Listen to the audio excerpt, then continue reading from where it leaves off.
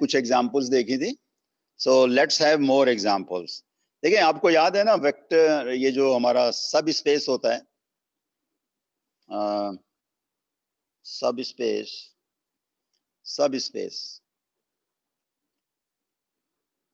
देखिए इसके लिए शर्त ये होती है कि पहली तो बात है कि एक वेक्टर स्पेस होनी चाहिए, ठीक है।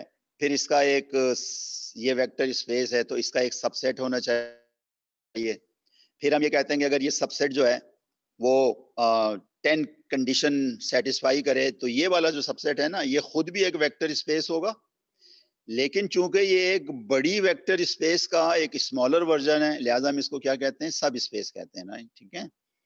तो अब हम जरा देखते हैं यहाँ पे क्या हो रहा है। ये एक कलेक्शन है वेक्टर्स का, ठीक है। आपको नजर आ रहा है ना, दो कंपोनेंट्स है, a+2 भी एक कंपोनेंट्स है और 2a-3 भी दूसरा कंपोनेंट्स है।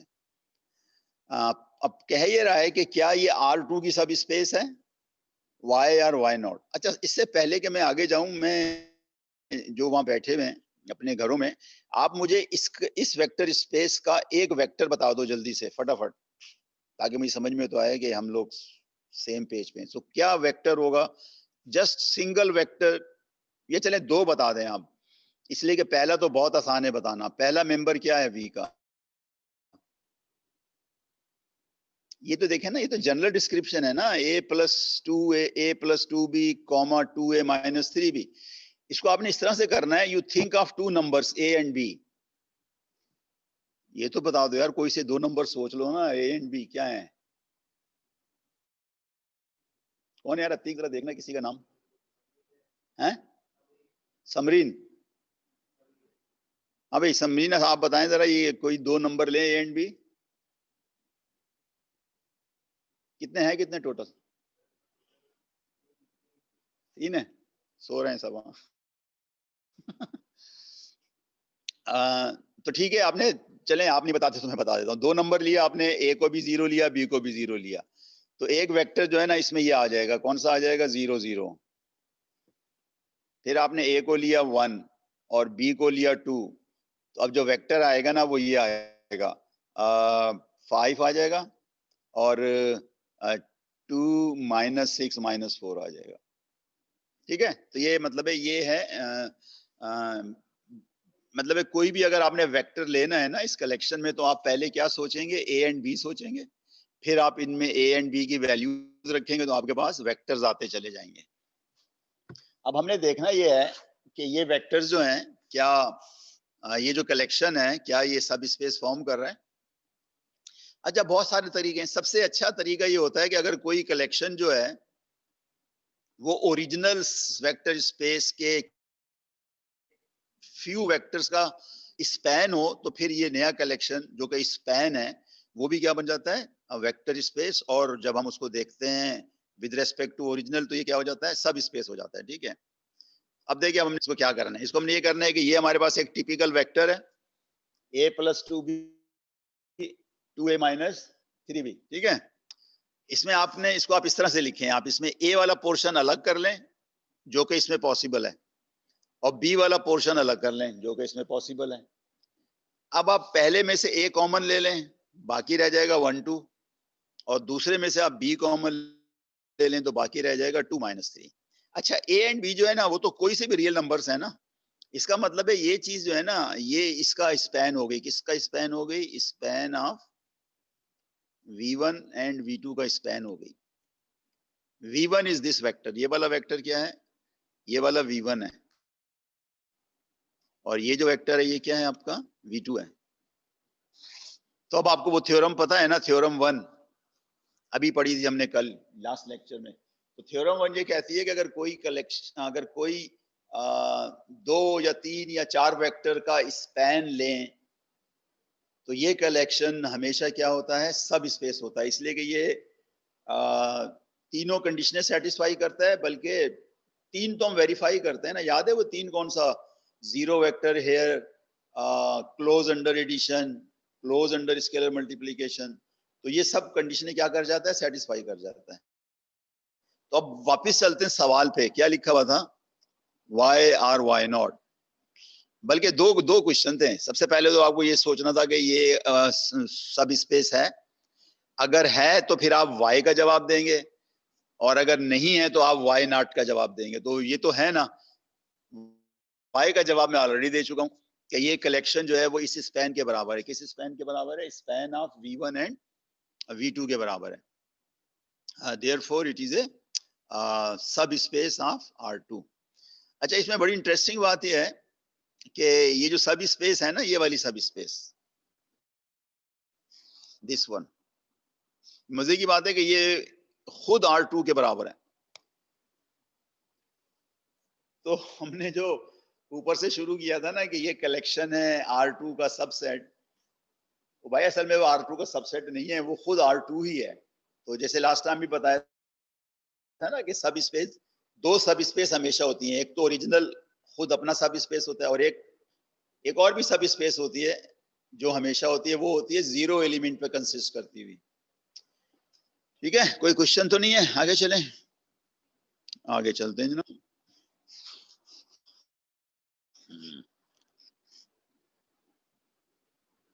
ओके,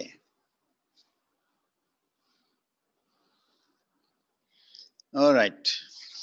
अच्छा, आपको मेरे ख्याल है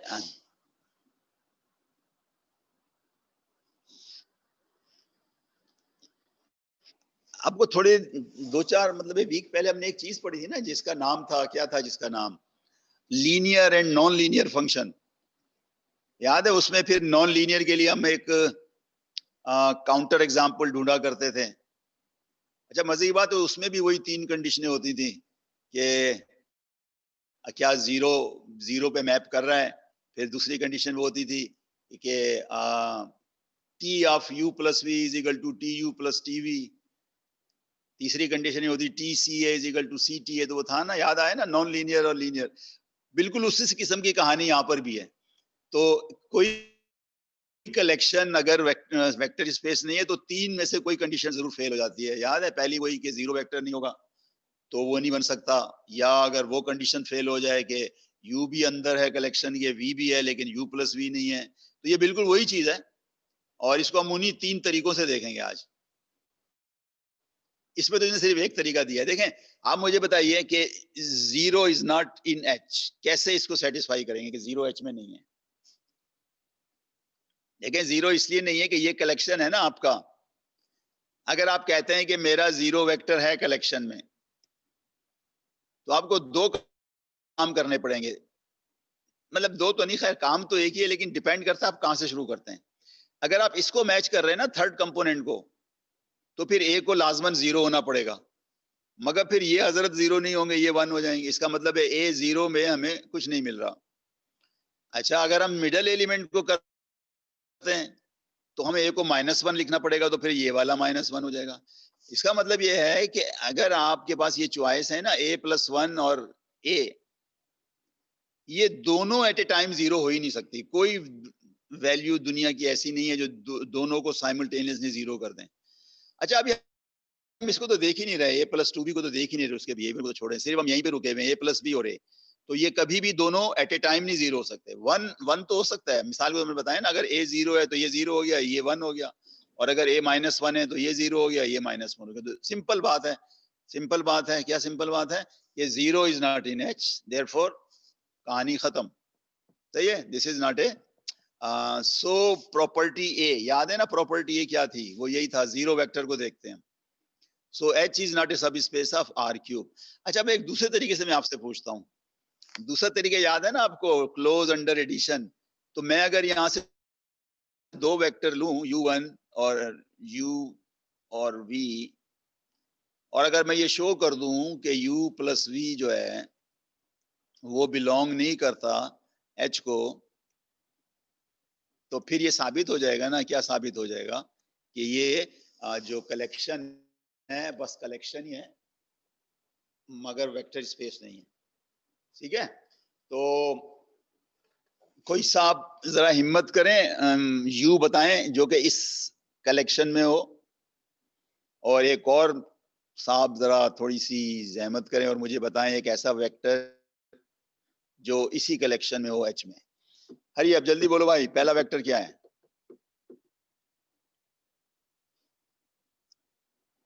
तो पहले वेक्टर में ए को 0 रख दिया हमने, ये 1 हो जाएगा, और बी को भी 0 कर दिया, तो ये मेरा आ जाएगा। यानी ये वाली चॉइस क्या है, मैंने ए और बी दोनों को क्या किया है, 0 किया है। ठीक है, एक वेक्टर आ गया ना इसके अंदर। अच्छा, अब मैं एक दूसरी चॉइस लेता हूं। ये वाली जो चॉइस है ना, इसके लिए मैं ऐसा करता हूं, दोनों को 1 कर देता हूं। अब क्या आ जाएगा भाई, पहला एलिमेंट 3 आ जाएगा, ठीक है, दूसरा एलिमेंट 2 आ जाएगा, और तीसरा 1 आ जाएगा। ओके, अब जरा u प्लस वी देख लेते हैं। u प्लस वी क्या हो जाएगा भाई, 3 3 1।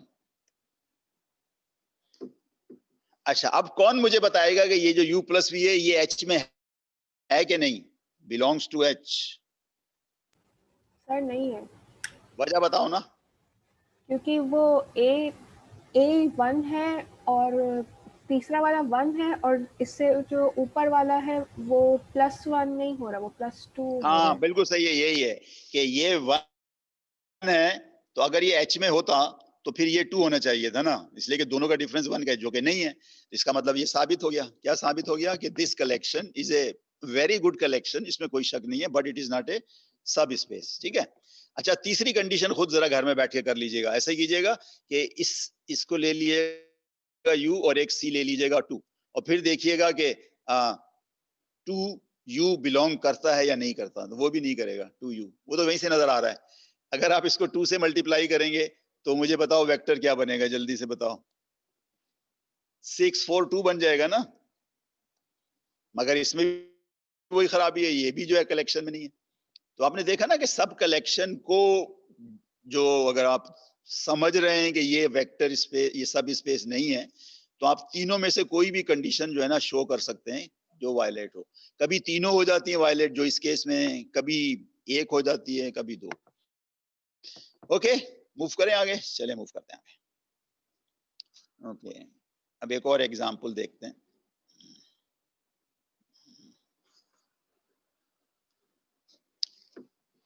ओके जी, सही लग रहा है, बेहतर लग रहा है, गुड। अच्छा, अब एक और एग्जांपल आ गई। देखें, आपको याद है ना, हमने लास्ट लेक्चर में ये पढ़ा था 2 by 2 की मैट्रिसेस। ठीक है, तो ऑल 2 by 2 मैट्रिसेस आर सब स्पेस, सॉरी सब स्पेस नहीं कहना चाहिए, all 2 by 2 matrices form A vector space. ठीक है, क्या है, वेक्टर स्पेस।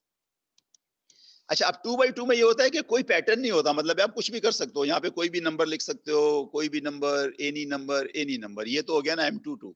लेकिन इसमें एक खास पैटर्न है, ये जो कलेक्शन है तो ये कहने को तो ये भी ए और बी क्या है, एनी रियल नंबर है, लेकिन एक पैटर्न है ना। पैटर्न ये है कि आप अगर कोई एक नंबर ए सोचेंगे तो ये वाली चीज उसका ट्वाइस हो जाएगी, और फर्ज कर लें आपने जो ना सोचा 2 है और B3 है, तो आप जो मैट्रिक्स आपके इनमें होगी ना वो ये होगी 4 3, और ये वाला हो जाएगा 9, ये वाला क्या हो जाएगा भाई, जरा सोच के बताएं, ये भी मेरे ख्याल है 9 हो जाएगा। ठीक है ना, तो डिफरेंट ए और बी रखेंगे तो आपको डिफरेंट मेंबर मिल जाएंगे। अच्छा, इसके अंदर वो नहीं है जो पिछली एग्जाम्पल में थे ना +1 वगैरह, तो असल में जो +1 वगैरह होते हैं ना वही इसको मतलब प्रिवेंट करते हैं बीइंग ए सब स्पेस। तो ये लग रहा है कि सब स्पेस है, लेकिन लग रहा है तो नहीं चलेगा ना, मैथमेटिक्स में कोई रिजल्ट को रेफर करना होगा, या तो ये कि आप इसमें डायरेक्ट वो तीनों कंडीशनें जो है ना वो प्रूफ कर दें, वो इसमें हो जाएंगी आसानी से। लेकिन हम इसके बजाय एक और थ्योरम जो थी ना, अगेन थ्योरम 1, हम इसको अगर हम ये इस काबिल हो जाएं कि ये वाला जो कलेक्शन है it is a linear combination of 2 vectors, so then done, इसलिए फिर वो थ्योरम 1 लग जाएगी।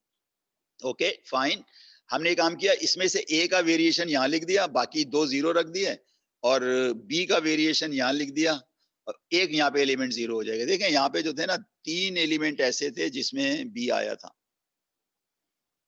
तो ये आ गया ये वाली चीज 0 B 3B, और 2 एलिमेंट ऐसे थे जिसमें ए आया था, तो ये चीज आ गई।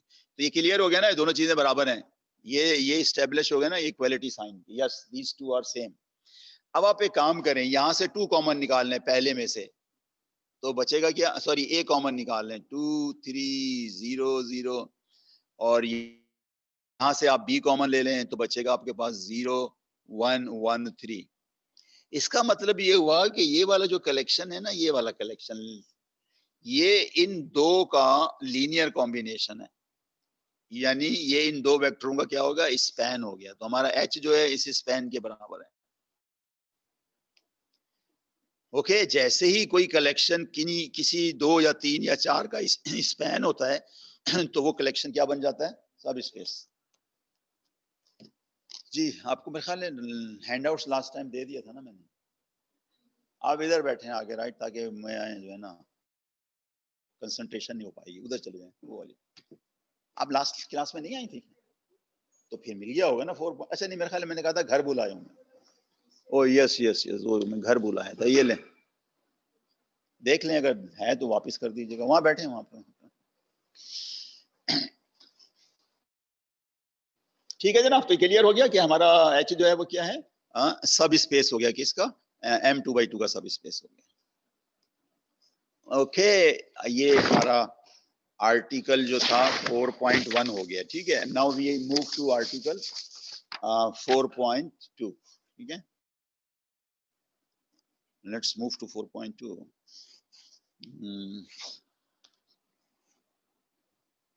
दूसरी शेयर करते हैं, शेयर डॉक्यूमेंट्स, डिवाइस, डाउनलोड।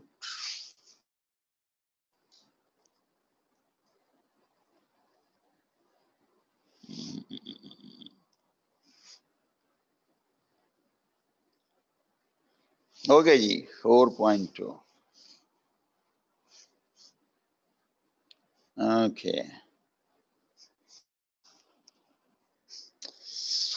अच्छा देखिए, हमने 4.1 में जो है ना ये पढ़ा है, क्या पढ़ा है, मतलब एक कंसेप्ट दिया, व्हाट इज ए सब स्पेस, फिर कुछ एग्जांपल्स देखी। तो ये जो 4.2 है ये भी उसी स्पिरिट में, यानी more example of linear, sorry, सब स्पेसेस। ठीक है, और मजे की बात है कि ये जितनी भी हैं, ये नल स्पेस, कॉलम स्पेस, बल्कि एक और चीज भी होती है रो स्पेस, वो किसी अगले आर्टिकल में आएगी। हाँ, ये सब के सब रिलेटेड हैं, किससे रिलेटेड, मैट्रिसेस से।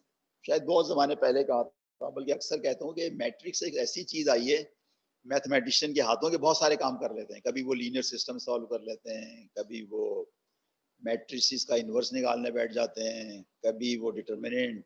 ठीक है, और आज की तारीख में ये दो चीजें, नल स्पेस और कॉलम स्पेस। Okay, right.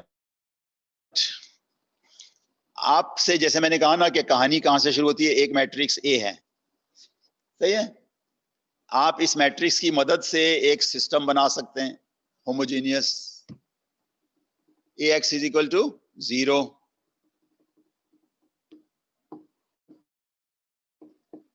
अब इसका जो सोल्यूशन होंगे, आप इधर देख रहे हैं या क्या मोबाइल में लगी हुई है, छोड़ देना मोबाइल को। तो आप मुझे यहाँ बताओ ना, अगर आप आ गई हो तो जरा पार्टिसिपेट करें ना क्लास में। ए क्या है, एक मैट्रिक्स है, सही है। ये क्या है, होमोजेनियस सिस्टम है। ये कभी इनकंसिस्टेंट हो सकता है, ये वाला system AX is equal to 0 हो सकता है इनकंसिस्टेंट।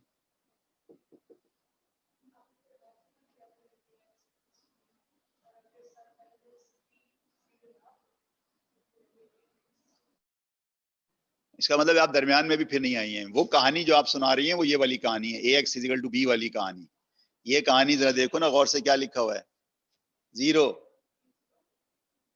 नहीं तो इसको, ये तो हमेशा कंसिस्टेंट होगा ना, इसलिए कि इसको अगर आप कुछ करें ना करें, आप इस X को 0 ले लें तो ये 0 वेक्टर तो हमेशा इसकी कुछ सेटिस्फाई कर जाएगा ना। तो इसमें वो कहानी नहीं होती होमोजेनियस में, कौन सी, इनकंसिस्टेंट वाली। ये सिस्टम हमेशा क्या होता है, कंसिस्टेंट। इसलिए कि आप सॉल्व करो ना करो, आपको नजर आ रहा है 0 इज ए सोल्यूशन। ठीक है, तो ये वो कहानी है।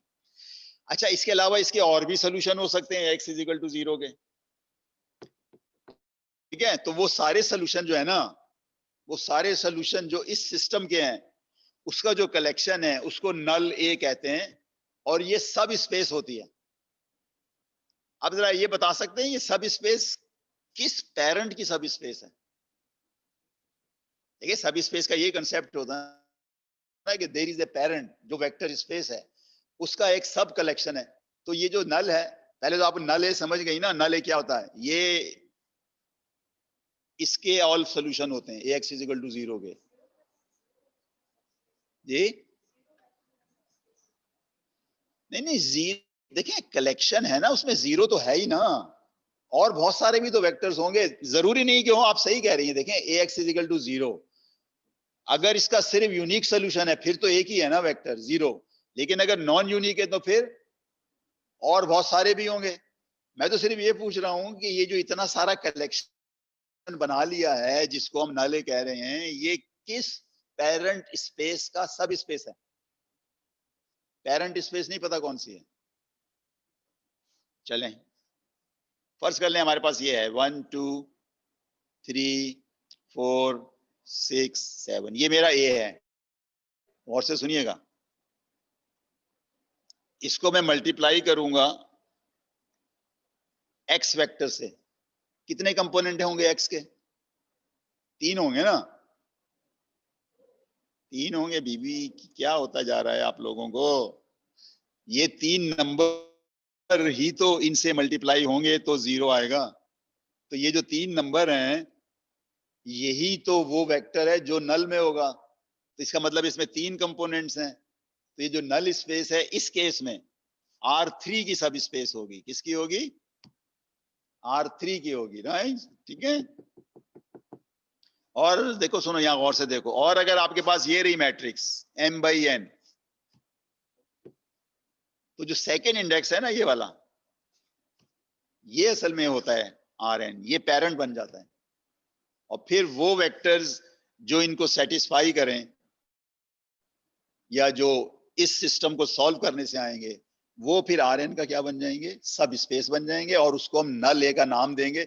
नल का मतलब यही होता है कि दोज मैपिंग टू नल।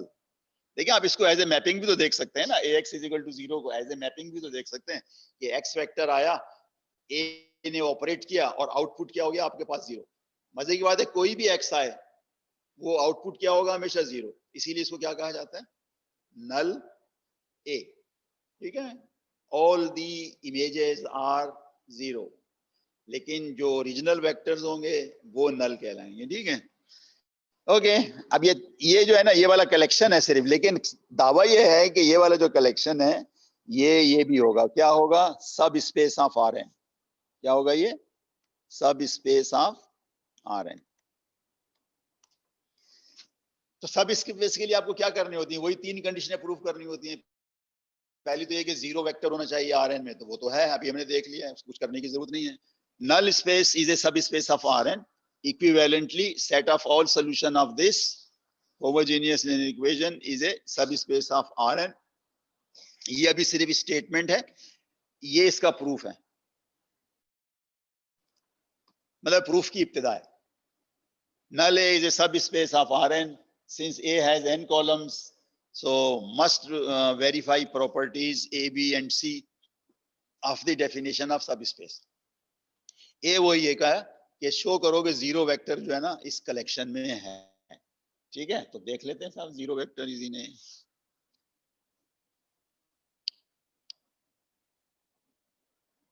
ठीक है, 0 के लिए तो आपको कुछ भी नहीं करना सिवाय इसके के आपको ये रियलाइज करना है बस,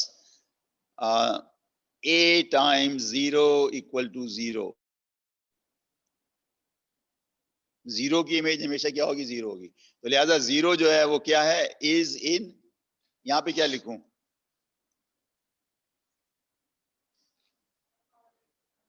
नल ए, नल ए, NUL नल, इसलिए कि हम नल ए की बातें कर रहे हैं। हम क्या शो कर रहे हैं कि नल ए का जो कलेक्शन है वो वेक्टर स्पेस है। डबल एल होगा मेरे ख्याल, नल ए। ठीक हो गया। अब दूसरी कंडीशन पे आ जाते हैं। फर्ज कर लें कि हमारे पास U एक सोल्यूशन है, V एक सोल्यूशन है। अच्छा, शो ये करना है कि U प्लस V भी जो है वो भी एक सोल्यूशन होगा। ठीक है। अच्छा हम ठीक है वो थोड़ा सा इंग्लिश और मैथ का टकराव हो गया है। इंग्लिश में जब हम लिखते हैं तो डबल एल करते हैं, लेकिन जब मैथ में लिखते हैं तो सिंगल एल में आ जाते हैं। तो ये जो है ना NUL है, ठीक है, जब हम लिखने की बात करेंगे। वैसे इसको हम डबल एल करेंगे, लेकिन जब मैथमेटिकली करेंगे तो इसको नल ए कर देंगे, ठीक है जनाब। ओके, ये गिवन है, क्या गिवन है कि u जो है वो किस में है, नल ए में है। इसका मतलब है u अंडर ए मैप करके कहां पहुंच गया, 0 पे, मतलब हुआ ना नल ए के अंदर। सिमिलरली v जो है वो भी क्या हुआ, अगर आप a से मल्टीप्लाई करें तो वो कहां पहुंच जाएगा, 0 पे पहुंच जाएगा। अब हमने इसको देखना है, a times u plus v, तो ये इसके बराबर होगा au प्लस av। au यहां से क्या है, 0, भी यहां से क्या है, 0 इज इक्वल टू 0। तो साबित ये हो गया ना, क्या साबित हुआ कि अगर u और v नल स्पेस में है तो सम भी क्या होगा, नल स्पेस में होगा। तो ये बी कंडीशन पूरी हो गई। अब हम आते हैं आखिरी कंडीशन की तरफ। Okay, let's see the last condition.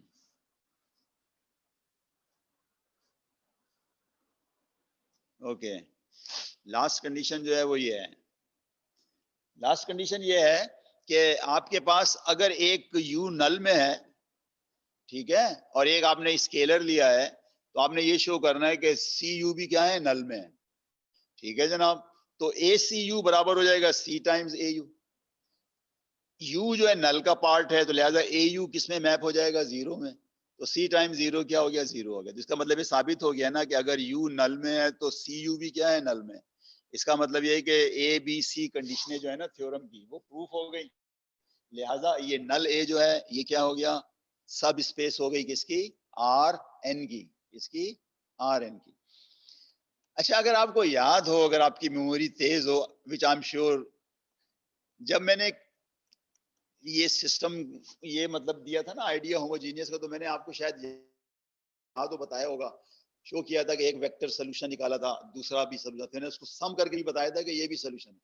वो असल में इसी डायरेक्शन में काम हो रहा था। फिर मैंने, शायद आपको याद हो, मैंने कहा था ये एक सोल्यूशन वेक्टर है, इसको अगर मैं 10 से मल्टीप्लाई कर दूं, फिर मैंने शो किया था कि नया वेक्टर भी जो है वो सिस्टम का क्या है, सोल्यूशन है। तो ये असल में इसी थ्योरम की मैं आपको एक न्यूमेरिकल एग्जांपल दे रहा था उस जमाने में, ठीक है। तो इसको जरा समराइज कर लें। समराइज ये कर लें कि अगर ए एक मैट्रिक्स है m/n की, तो नल ए जो है वो क्या होगी, सब स्पेस होगी, किसकी सब स्पेस होगी, Rn की। और ये सब स्पेस मालूम कैसे की जाएगी, इस सिस्टम के all solution Ax is equal to 0 के ऑल सोल्यूशन जो है वो नल स्पेस फॉर्म करेंगे, ठीक है। और इसीलिए इन्होंने फौरन एक न्यूमेरिकल एग्जांपल भी दे दिए, ठीक है जनाब। अब इस न्यूमेरिकल एग्जांपल को देखते हैं।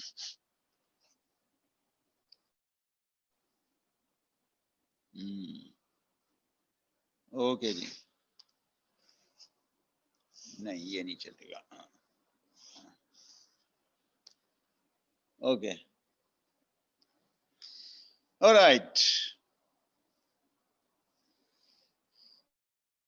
कहता है ये रही आपकी A, find an explicit description of null A where A is equal to this. तो जरा ए का ऑर्डर बताएं मुझे, क्या है, व्हाट्स द ऑर्डर ऑफ ए।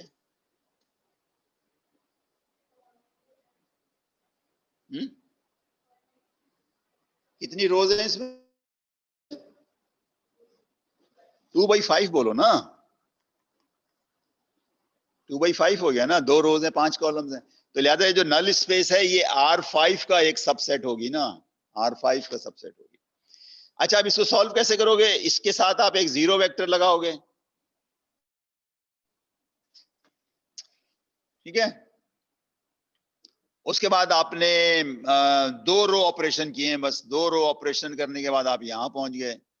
तो ये जो नई चीज है ये क्लोन फॉर्म में आ गई है, ठीक है। उसके बाद तो आपको पता है ना, उसके बाद आपको पता है कि इसमें फ्री वेरिएबल कौन से हैं और नॉन फ्री वेरिएबल कौन से हैं। तो आप बताएंगे ये जो ऑगमेंटेड मैट्रिक्स थी, इसको 2 रो ऑपरेशन के बाद यहां पहुंचा दिया, तो इसमें कौन से वेरिएबल फ्री हैं, कौन से नॉन फ्री हैं।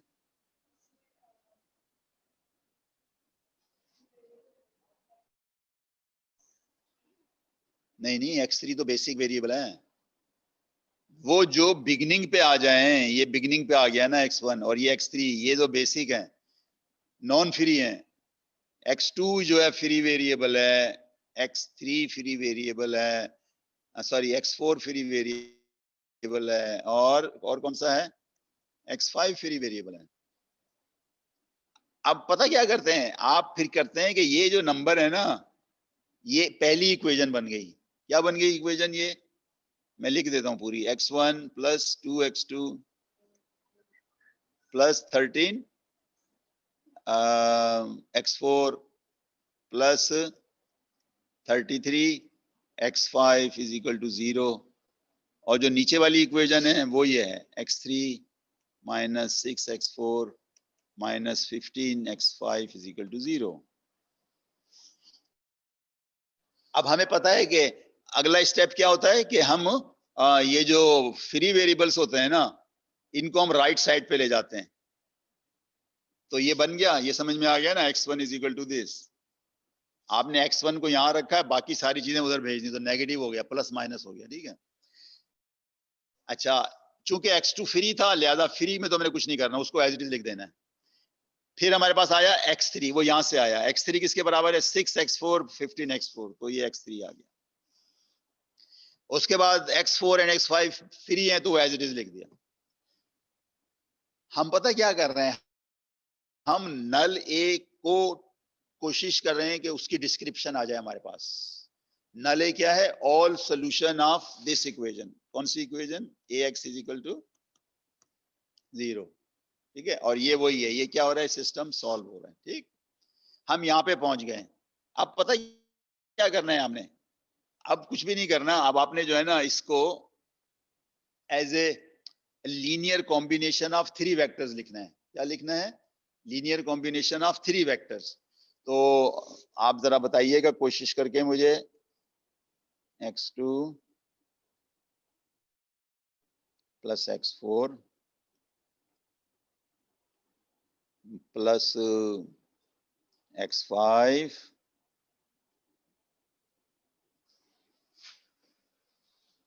हाँ जी, x2 के साथ कौन सा वेक्टर आएगा, है?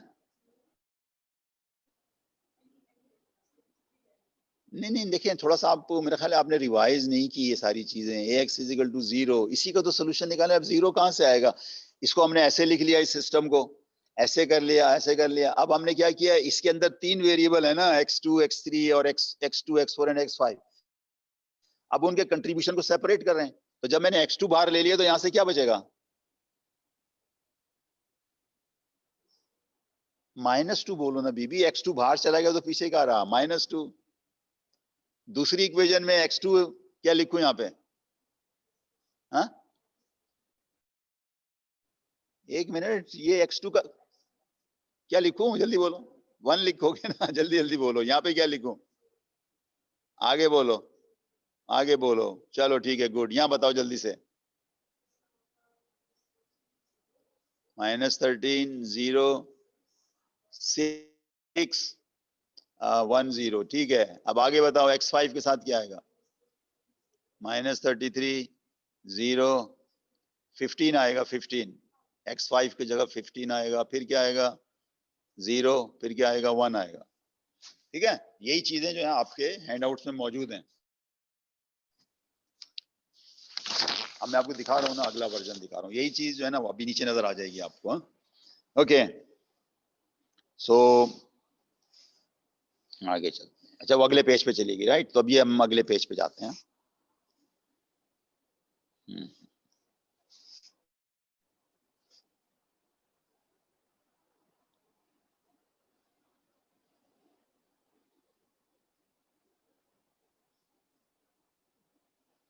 ओके जी,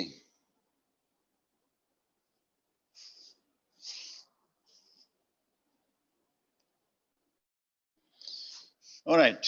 तो ये जो ऊपर वाली चीज है, ये तो आप समझ गए होंगे ना, ये हमने वही प्रीवियस पेज से क्या किया, इसको कॉपी किया है, ठीक है। ऑलराइट, तो इसका मतलब है कि अगर ये वाला वेक्टर मैं u कह लूं, ये इसको v कह दूं, इसको w कह दूं, तो मेरी नल ए जो है वो स्पैन यू वी एंड डब्ल्यू के बराबर आ गई, इसलिए कि स्पैन का मतलब यही होता है ना कि यू वी डब्ल्यू के ऑल पॉसिबल लीनियर कॉम्बिनेशन, और लीनियर कॉम्बिनेशन सारे ऐसे लिखे जाते हैं ना, you think some variable x2 x4 x5, ठीक है। अब इसमें ऑब्जर्वेशंस हैं। ऑब्जर्वेशन इसमें ये है कि ये जो हमने लिया है ना u v एंड w, ये हमने खास तरीके से लिया है ना। खास तरीके से मतलब क्या है कि आपने थोड़ा सा समराइज कर दूं, आपने ax is equal to b, ax equal to 0 को सॉल्व करना था, आपने x के साथ 0 लिखा और इसको रिड्यूस इकोलन फॉर्म में ले गए। फिर यहां से आपने ऑब्जर्व किया फ्री वेरिएबल कौन से हैं, तो आपने नॉन फ्री वेरिएबल्स को in terms of free variables लिख दिया, ठीक है। अच्छा, एक और चीज भी है, ये आमतौर पर ये लिखते नहीं है लेकिन मैं लिख देता हूं। ये जो है ना, ये असल में कहानी ये चल रही है, लेफ्ट पे ये है कहानी, x1 x2 x3 x4 x5, यानी बेसिकली जो सोल्यूशन है ना x1 x2 x3 x4 5, वो रिड्यूस होके 3 वेरिएबल्स में आ गया। कौन से वेरिएबल में? x2 x4 एंड x5 की टर्म्स में आ गया, राइट। ये पूरा सोल्यूशन है। अच्छा, अब ये बताओ, इस सोल्यूशन में आप जीरो वेक्टर कैसे डिस्कवर करोगे? इस solution zero vector, zero vector जब आएगा ना बीबी, जब x2 को भी जीरो कर दो, x4 को भी जीरो कर दो और x5 को भी जीरो कर दो, तो जीरो वेक्टर आ जाएगा, ठीक है। लेकिन इसके अलावा अगर कोई और वैल्यूज दोगे तो कोई और सोल्यूशन आ जाएंगे, और ये सारे सोल्यूशन क्या होंगे? नल ए फॉर्म करेंगे, और ये नल ए क्या होगी? सब स्पेस होगी, है?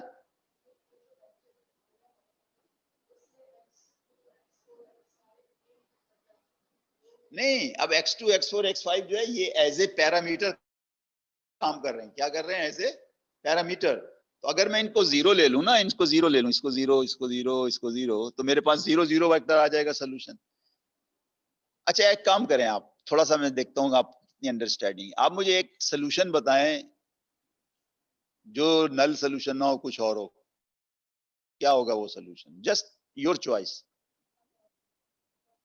है। सबसे आसान तो ये होगा कि आप इसको 1 कर लें, इसको 0 कर लें, तो ये भी एक सोल्यूशन है। कहने का मतलब है ये भी नल ए का पार्ट है।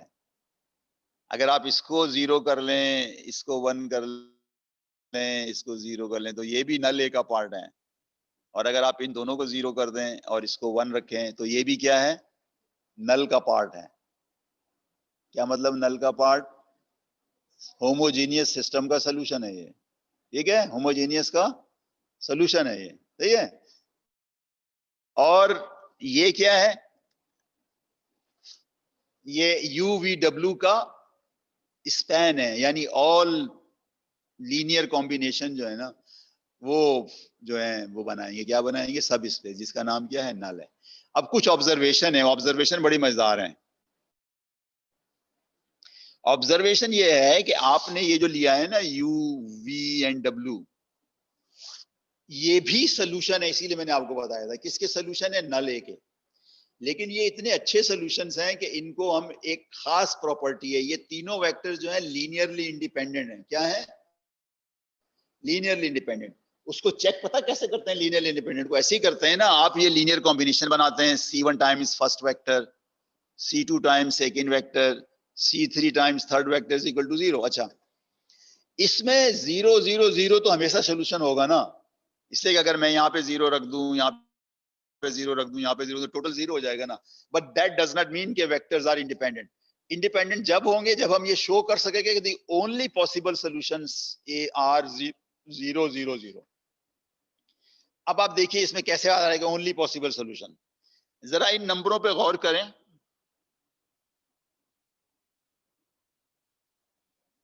और जरा मुझे इक्वेशन बता दें। इन नंबरों से एक इक्वेशन बनेगी ना, क्या इक्वेशन बनेगी? हाँ, x2 तो कहीं है ही नहीं, मुझे तो नजर ही नहीं आ रहा है x2 यहाँ पे। ओ भाई, ये जो नंबर है 1 0 0 0, ये पहला वेक्टर किससे मल्टीप्लाई हो रहा है बीबी? C1 से। दूसरा किससे हो रहा है? C2 से। तो ये क्या हो जाएंगे? ये चार नंबर किस इक्वेशन को रिप्रेजेंट करेंगे? हाँ, C1 इक्वल, वेरी गुड, यही तो चाह रहा था। अब ये वाले 4 नंबर किस चीज को रिप्रेजेंट कर रहे हैं?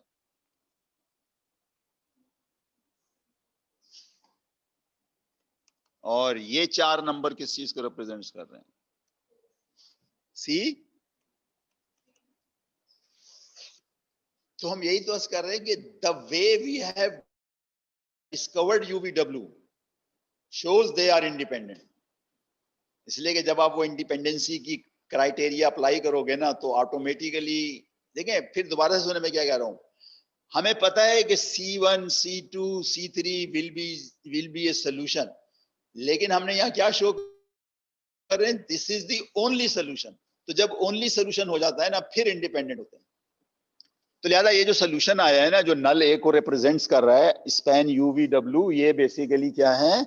तीनों वेक्टर्स क्या हैं? ये लीनियरली इंडिपेंडेंट हैं। This is very interesting. अब आगे चलते हैं। ओके, सो अभी इसी स्लाइड में थोड़ी सी चीजें और भी बाकी हैं।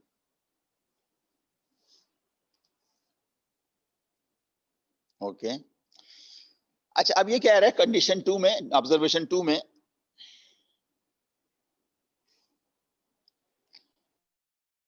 अगर तो नल ए में जीरो के अलावा भी कुछ है, इसका ये मतलब है, ये बहुत इंटरेस्टिंग ऑब्जर्वेशन है, नल ए not zero.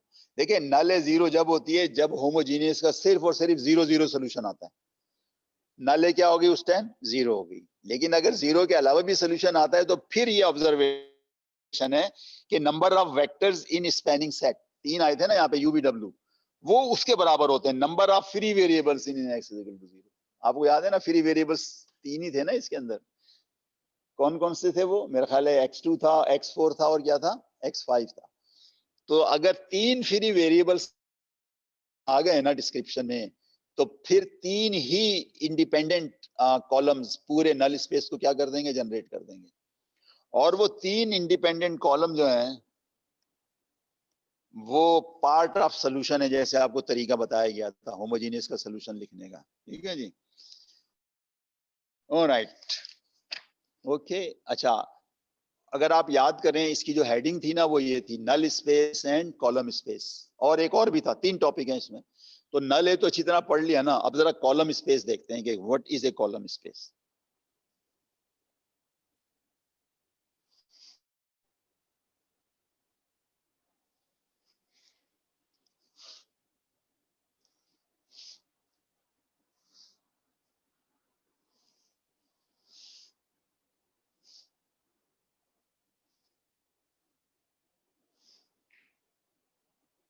Okay ji,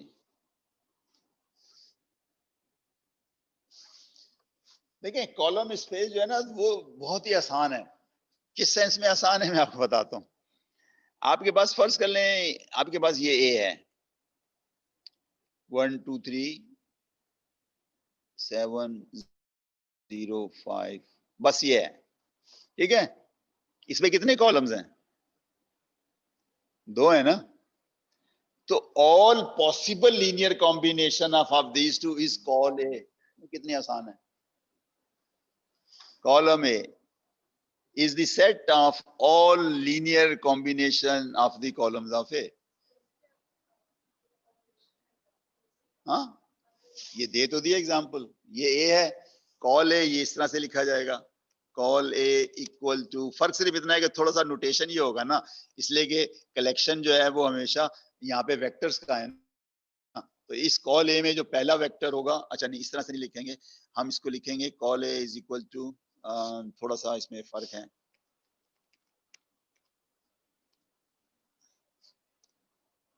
call A is equal to span, span होगा ना, लीनियर कॉम्बिनेशन का यही मतलब होता है ना, स्पैन और लीनियर कॉम्बिनेशन एक ही है ना। तो ये वाला जो ए है, इसके ये वाले जो वेक्टर्स हैं 1 2 3 और 7 0 5, इन तमाम के पॉसिबल लीनियर कॉम्बिनेशन ले लें तो ये जो बड़ा सा कलेक्शन आएगा जो इन 2 वेक्टरों से बना है वो क्या कहलाएगा? कॉल ए। अब आपसे मैं पूछूंगा ना, अब इस कॉल ए में आप मुझे कम से कम 3 एलिमेंट्स बता दें जल्दी से इस कॉल में 3 एलिमेंट्स। हाँ, दोबारा से बोले, ये तो 1 हो गया, दूसरा, अच्छा ये 2 हो गए, तीसरा 0 0, आपने इसको भी 0 से मल्टीप्लाई किया, इसको भी 0 से मल्टीप्लाई किया। चले एक हिम्मत करें थोड़ा, चौथा भी बता दें, फोर्थ है, फोर्थ नहीं बता सकते? ओ भाई, स्पैन का मतलब क्या? Linear combination. आप इसको 1 से मल्टीप्लाई करें, इसको भी 1 से मल्टीप्लाई करें और ऐड कर लें, कितने आ जाएंगे? 8 2 एंड 7।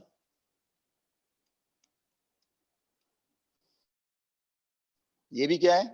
देखिए, this is not A column of A, but this is column में तो नहीं है, ए में तो सिर्फ 2 ही कॉलम है ना, लेकिन ये कॉल का पार्ट है, तो आप समझ गए ना, कॉल में और कॉलम्स में क्या फर्क है। कॉल में सारे कॉलम्स आ जाएंगे, कॉल में 0 भी आ जाएगा, लेकिन कॉल में और भी बहुत कुछ आएंगे। वो क्या होंगे? बहुत कुछ लीनियर कॉम्बिनेशंस होंगे। ठीक है जी, राइट, ओके।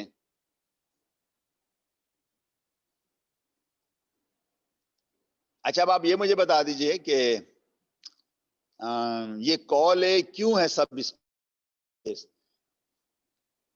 असल में कॉल है तो सब स्पेस तो डेफिनेशन ही में लिखा हुआ है, आपको याद है ना, अभी बल्कि थोड़े दिन, क्या लास्ट लेक्चर में यही बताया था ना, कि अगर 4-5 वेक्टर्स का स्पैन ले लें तो वो क्या होता है? हमेशा सब स्पेस होती है। तो ये तो डिफाइन ही ऐसे ही किया गया है, स्पैन ऑफ A1 A2। तो call A is by definition सब स्पेस। ठीक है, राइट। अच्छा, ये RM का क्यों सब स्पेस है, RN का क्यों नहीं है?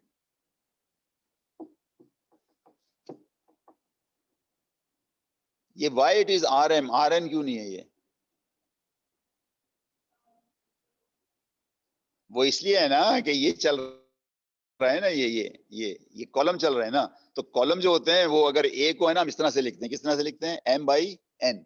तो ये M जो है ना, रो को रिप्रेजेंट कर रहा होता है, यानी रो का डायमेंशन, और N क्या है? कॉलम का। तो यहां पर आपके पास जो है ना 3 एलिमेंट्स आ रहे हैं। दोबारा से बताता हूं, A = M/N। जो नल होता है ना, वो RM का होता है सबसेट, और जो कॉल होता है, बल्कि उल्टा कह गया, कॉल जो है वो RM का सबसेट होता है, और नल जो है वो RN का सबसेट होता है। नल जो है क्या है? RN का सबसेट। ठीक है, ओके। देखें, कॉलम्स, नंबर ऑफ कॉलम अलग चीज होती है, डायमेंशन अलग चीज होती है। इसमें 2 कॉलम्स हैं, लेकिन डायमेंशन तो 3 है ना, तो लिहाजा कॉल ए जो है ना R3 का सबसेट होगा। ऑलराइट। अच्छा, कॉल ए को हम एक और तरीके से भी लिख सकते हैं। अभी आपने कॉल ए कैसे डिफाइन किया है? स्पैन डिफाइन किया है ना।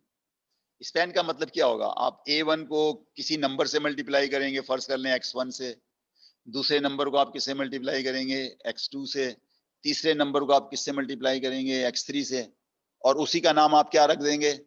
B रख देंगे। ये B किस में आ जाएगा? कॉल ए में आ जाएगा। तो B किसके बराबर हो गया भाई? इसके बराबर हो गया ना, X1 A1 plus X2 A2 plus blah blah blah plus AN, sorry, XN AN। मैं जरा इसको साफ करके लिखूं ना, बहुत जरूरी इंपॉर्टेंट है। Plus XN AN। मगर आप गौर करें, इस चीज को आप ऐसे भी तो लिख सकती हैं, A times vector X, where A is this A1 A2 AN, और X वही वेक्टर है, X1 X2 X3। तो ये डेफिनेशन समझ में आ गई ना। कॉल ए की एक और डेफिनेशन भी है, ये वो तमाम बी हैं जो इस तरीके से लिखे जा सके, AX के बराबर, और for some X in RN।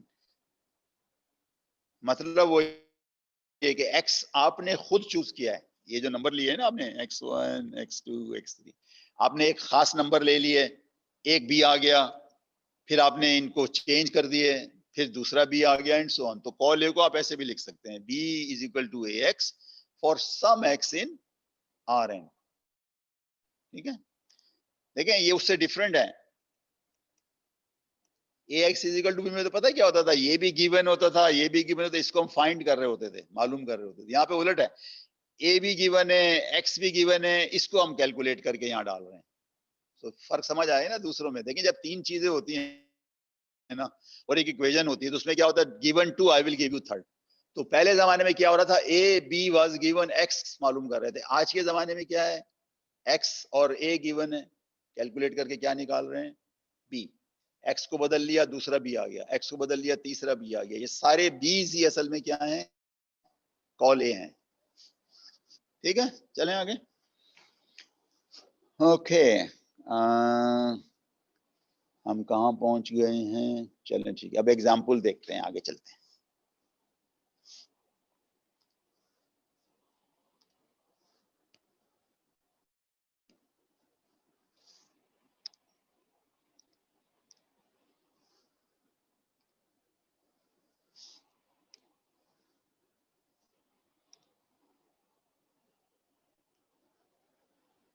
Okay ji,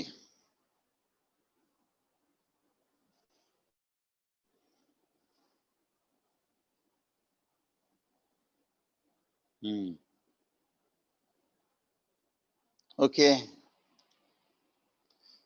right. अब ये सवाल जो है ना, बड़ा इंटरेस्टिंग क्वेश्चन है। कहते हैं find a matrix A such that W is equal to col A where W is equal to this. ठीक है, सबसे पहले तो बात समझ लें यहाँ पे हो क्या रहा है। एक कलेक्शन दिया हुआ है, क्या दिया हुआ है, कलेक्शन ऑफ वेक्टर्स। ये रहा कलेक्शन। अब इस कलेक्शन को हम बहुत मुख्तलिफ तरीकों से देख सकते हैं। इस कलेक्शन को हम ऐसे भी देख सकते हैं, एक ही बात है ना। तो यहां से क्या पता चला कि ये जो कलेक्शन है ना W, ये स्पैन ऑफ UV है। This is U and this is V। क्यों भाई, स्पैन यही होता है ना, स्पैन का मतलब क्या होता है, ऑल पॉसिबल लीनियर कॉम्बिनेशन। ठीक है, लेकिन इस लीनियर कॉम्बिनेशन को हम ऐसे भी तो देख सकते हैं कि ये वाला जो है ये इसके बराबर हो गया 1 0 1 -2 3 1। अगर आप इस मैट्रिक्स को और इस वेक्टर को मल्टीप्लाई करेंगे तो भी यही चीज आएगी ना। इसका मतलब क्या हो गया, इसका मतलब ये हो गया कि ये वाला कलेक्शन जो है वो इसके बराबर लिखा जा सकता है। और इसका मतलब ये है कि आप इन कॉलम्स का लीनियर कॉम्बिनेशन ले रहे हैं। तो कॉलम्स का अगर लीनियर कॉम्बिनेशन लें तो आपके पास वही तो आता है जिसको हम क्या कहते हैं, कॉल ए। तो ये असल में हमें यहां से पता चल गया, यहां से पता चल गया कि W जो है वो बराबर किसके है, कॉल ए के है। और ए क्या है, वो ये है 1 0 1 -2 3 1।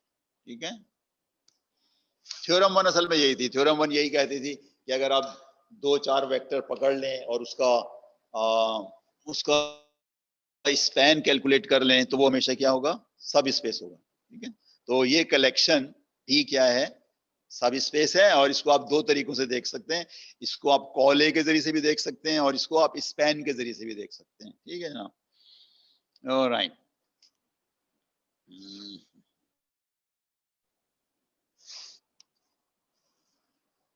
ओके, अब जरा इसको देख लेते हैं, ये क्या कह रहे हैं। अच्छा हाँ, वेरी गुड।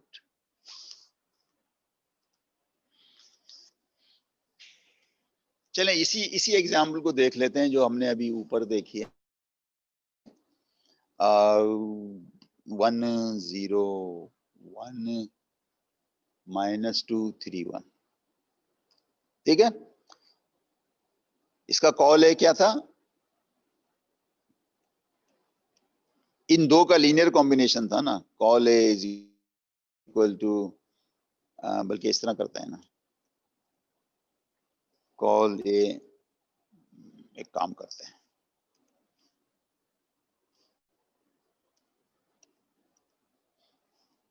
कॉल ए जो है वो इसके बराबर है, कॉल ए इक्वल टू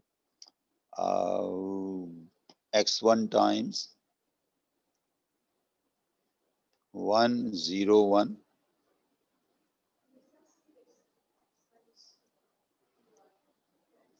एक मिनट ठहरे जरा,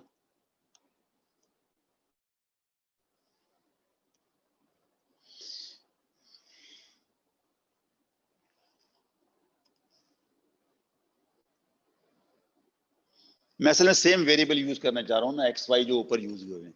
तो यहाँ पे जो कॉल है वो बराबर क्या हो गया, 101 एंड -231 का ऑल पॉसिबल लीनियर कॉम्बिनेशन, ये कॉल है।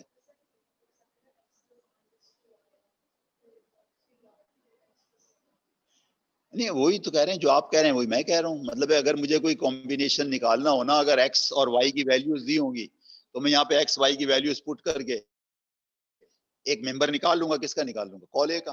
अब सवाल ये पैदा होता है कि क्या कॉल ए जो है, देखें ये तो पता चल गया कि कॉल ए जो है, कॉल ए इज ए सब स्पेस ऑफ आर की कौन सी पावर लिखूं यहाँ पे? 3, इसलिए कि हर कंपोनेंट, हर वेक्टर के 3 कंपोनेंट्स है ना। सवाल ये पैदा होता है कि ये सब स्पेस है ना कॉल R3 का, क्या कॉल ए R3 है?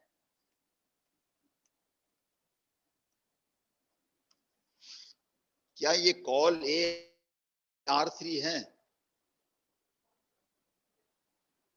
इसका बड़ा मतलब गहरा मतलब है, col A is equal to R3। इसका मतलब पता है क्या है सर? पहले आप मतलब बताएं, फिर अपने जो अपने आपने आंसर दिया है ना उसको रीएवैल्यूएट करें। क्या मतलब है col A is equal to R3 का? हाँ,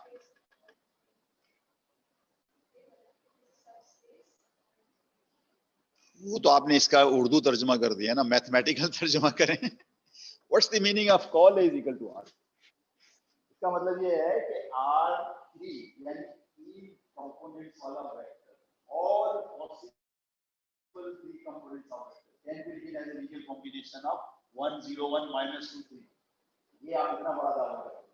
अगर मैं कॉल ए का लिखता हूं R3, लेकिन ऐसा है नहीं। There are vectors in R3 which you cannot express as a linear combination of 101 -2 3।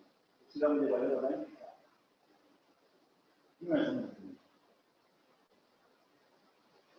मैं आपको बता देता हूँ, 2 मिनट लगेंगे मुझे।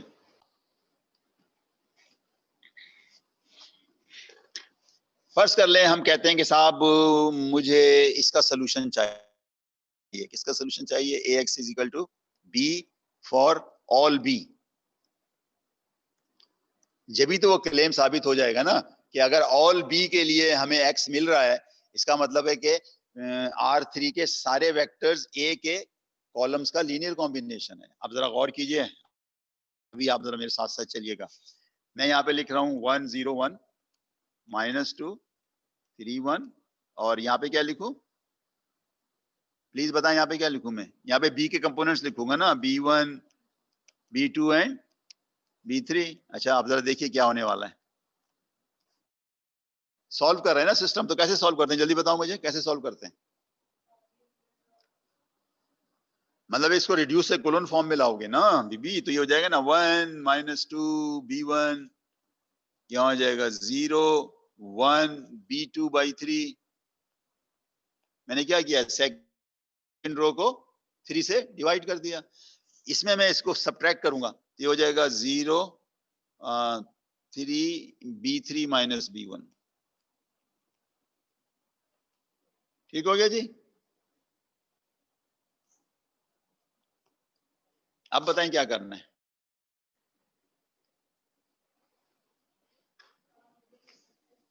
अब आप पता क्या करोगी? अब मैं यहीं पे करता हूं, मैं इसको 3 से डिवाइड करूंगा। ठीक है, तो मैं यहीं पे कर देता हूं, मेरे पास जगह नहीं है। तो ये हो जाएगा आपके पास ओके, ये आपका जो है ना 1 हो जाएगा, और ये आपका हो जाएगा B3 - B1/3। ठीक है। अच्छा उसके बाद आप देखिएगा क्या होने वाला है। उसके बाद ये होगा बीबी कि ये तो ऐसे ही रहेगा 1 - 2b, ऐसे ही रहेगा 2b1, ये ऐसे ही रहेगा 0 1 B2/3, और ये चीज बन जाएगी 0 0 B3 - B1/3 B2/3। अब ये वाली चीज जीरो हो भी सकती है और नहीं भी हो सकती, इसलिए कि क्या इन्वॉल्व है इसमें, B1 और B2 और B3 इन्वॉल्व है। तो इसका मतलब ये है कि अगर ये जीरो नहीं हो रही तो कोई सिस्टम का सोल्यूशन नहीं आ रहा, और जब सिस्टम का सोल्यूशन नहीं आ रहा तो इसका मतलब है कि ये दावा जो है ना ये क्वेश्चनेबल हो गया। कॉल ए इज ए सब space of R3, so it is not. असल में कॉलम ही कम है ना, देखें R3 के लिए कम से कम 3 कॉलम जरूरी होते हैं। क्या जरूरी होते हैं? 3 कॉलम्स कम से कम जरूरी होते हैं, और वो भी 3 एक क्वालिटी वाले होने चाहिए। तो यहाँ तो क्वालिटी छोड़े, यहाँ पे क्वांटिटी पूरी नहीं है, समझ रहे ना, एक होती है क्वांटिटी, एक होती है क्वालिटी। तो यहाँ पे तो क्वांटिटी पूरी नहीं है, लेकिन क्वालिटी का मतलब क्या है ना, अगर 3 होते भी और अगर वो इंडिपेंडेंट ना होते तो वो भी R3 को जनरेट नहीं कर सकते। ऑलराइट, चलें आगे। ये उसी को समराइज कर रहे हैं, देखें ये क्या लिखा हुआ है इस बॉक्स में।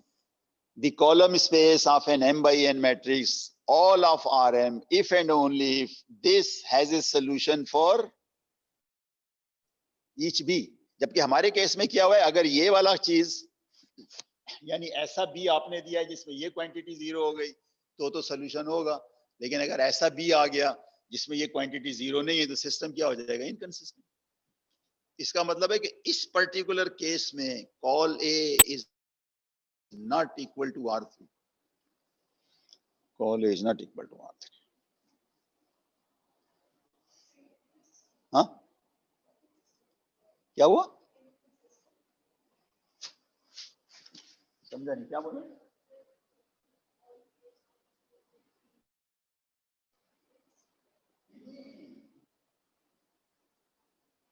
मुझे नीचे लिख दिया ना यहाँ पे एक्सप्रेशन B1 B2 B3, अगर वो जीरो हो गया तो उस B के करस्पॉन्ड को सोल्यूशन आ जाएगा, लेकिन अगर वो जीरो नहीं हुआ तो उस B के करस्पॉन्ड सोल्यूशन नहीं आएगा। तो यही मतलब हुआ कि किसी B के लिए AX सॉल्व हो जाएगा, किसी और B के लिए सॉल्व नहीं होगा, इसके लिए सॉल्व नहीं होगा, इसका मतलब है कि वो B की सारे लीनियर कॉम्बिनेशन ऑफ ऑप्शन है। तो आपका यही मतलब हुआ ना कि all A is not equal to R3, all A is not equal to R3। Okay जी, आगे चलते हैं।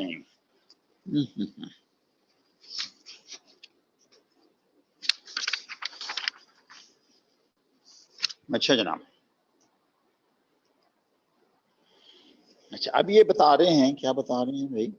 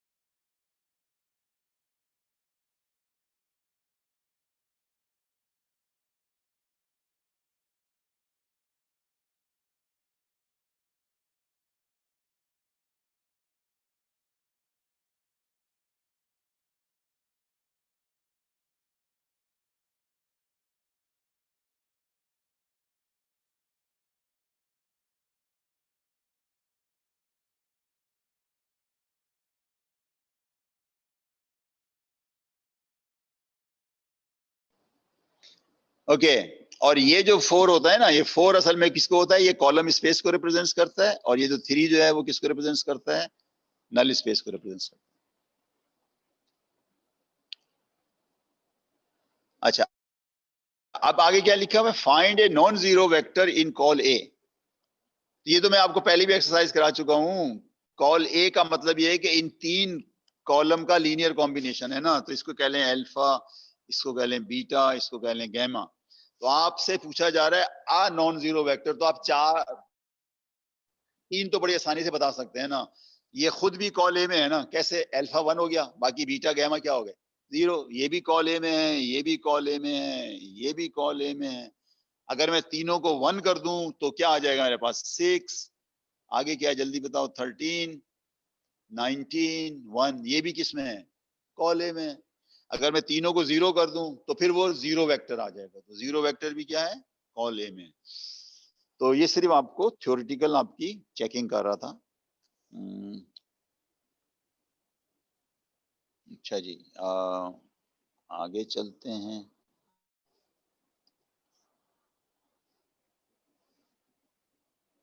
ओके,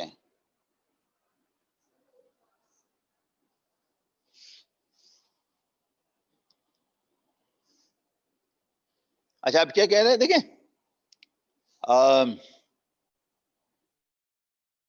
कॉल ए मैंने कहा ना आसान है। कॉल ए में तो सिर्फ ये है ना कि सब कुछ गिवन है, कॉलम्स गिवन है, आपने उन कॉलम्स के ऑल पॉसिबल लीनियर कॉम्बिनेशन देख रहा है। लेकिन नल ए में अगर आपने कोई देखे, कॉल ए में अगर कोई मेंबर देखना है तो जैसे अभी आपने बताया ना, ये चले आपने या मैंने, कॉल ए के मेंबर तो जो कॉलम्स हैं वो खुद भी कॉल ए के मेंबर होते हैं, लीनियर कॉम्बिनेशन भी होता है। अब यहाँ पर हमने क्या करना है? नल को देखना है। किसको देखना है? नल स्पेस को।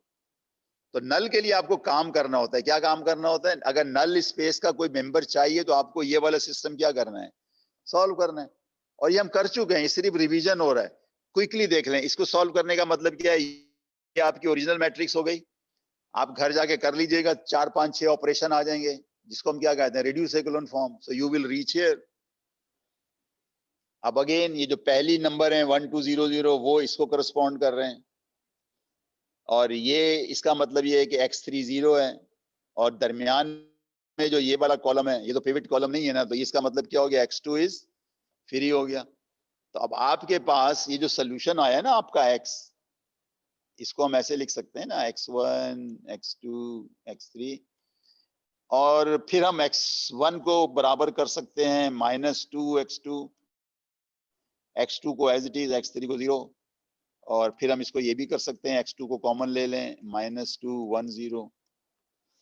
इसका मतलब क्या हुआ? इसका मतलब ये हुआ कि ये जो है ना x, इसके ऑल पॉसिबल सोल्यूशन इस किस्म के हैं। किस किस्म के हैं? x2 को डिफरेंट वैल्यूज देने से जनरेट हो जाएंगे। तो ये क्या कहा था उसने? Non zero. तो मैं x2 को क्या दूं कि मेरे पास नॉन जीरो आ जाए? 1 दे दें, तो आपके पास सोल्यूशन क्या आ जाएगा? -2 1 0। ठीक है, अब एक काम करते हैं। काम ये करते हैं कि